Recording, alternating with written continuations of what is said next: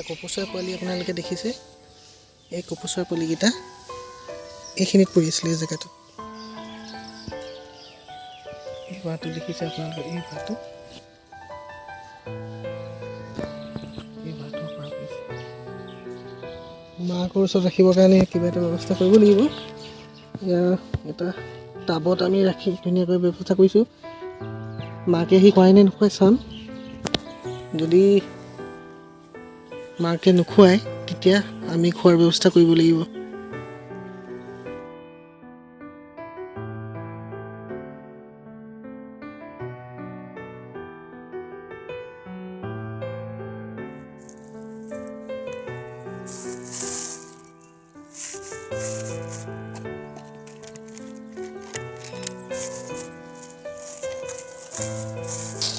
মাকে খুৱাই নে নোখোৱাই আমি লক্ষ্য কৰি থাকিব লাগিব যদি মাকে খুৱাবলৈ ভয় খাবও পাৰে কিন্তু সিহঁতৰ বাঁহটো ওপৰত লাগি আছে গতিকে সিহঁতৰ কাৰণে অন্য এটা ব্যৱস্থা কৰিছোঁ হয়তো মাকে আহিবলৈ সাহস কৰে বা নকৰে সেইটোহে গম পোৱা নাই এবাৰ ট্ৰাই কৰি চাওঁ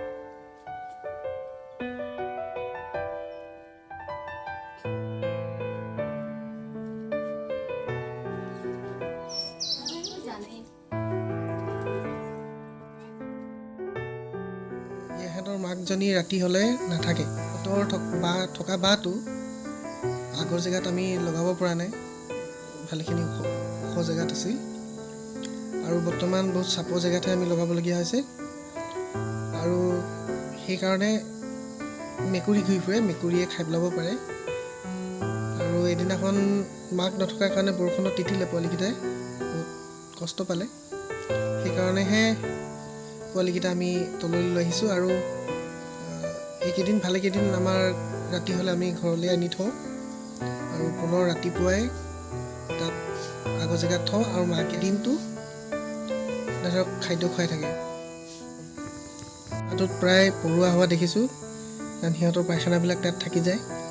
সেইকাৰণে চাফা কৰি থাকিবলগীয়া হৈছে, কাৰণ সেইটোৰ ওপৰত লাগি ধৰিলে আৰু যাৰ কাৰণে সেই পায়খানাবিলাক বাঁহটোৰ ভিতৰতে পৰি গৈছে আৰু যাৰ বাবে পৰুৱা হয়। পৰুৱাবিলাকে ৰাতি অশান্তি কৰি থাকে, সেইকাৰণে সিহঁতৰ বাঁহটো আমি প্ৰত্যেকদিনে চাফা কৰিবলগীয়া হৈছে।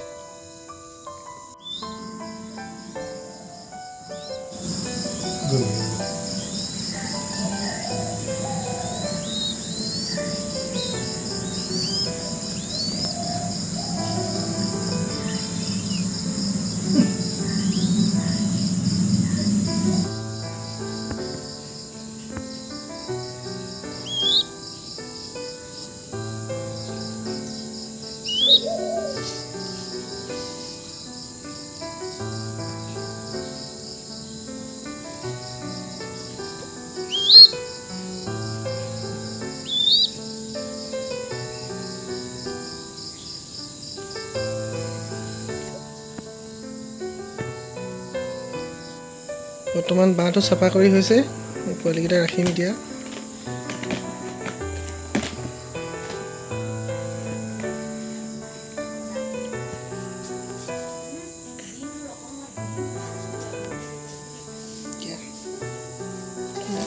এই দে লাহে কৰি না।